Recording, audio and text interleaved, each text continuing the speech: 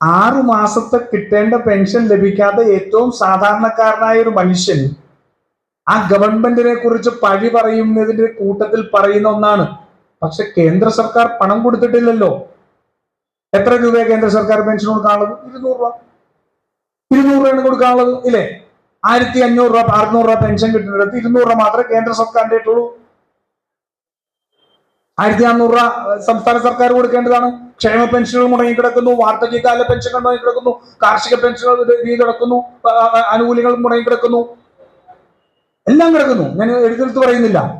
പക്ഷെ അങ്ങനെ ചെല്ലുമ്പോൾ അവർ പറയണം 54,700 കോടി രൂപ കേന്ദ്രം കൊടുക്കണ്ടേ, നിങ്ങൾ എന്താ അതിനെ കുറിച്ച് സംസാരിക്കാത്തത്?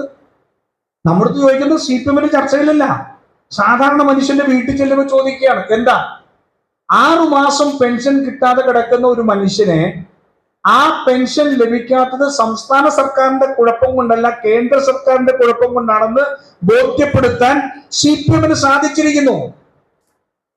അതല്ല അതിന്റെ അർത്ഥം. എന്തുകൊണ്ട്? അവർ നിരന്തരമായിട്ട് ബന്ധപ്പെടുന്നതുകൊണ്ട്. CPM വളർത്തുന്ന സംഘടനകൾ ഏതാ? അവർ പറയുന്ന വർഗ ബഹുജന സംഘടനകൾ, ഇല്ലേ?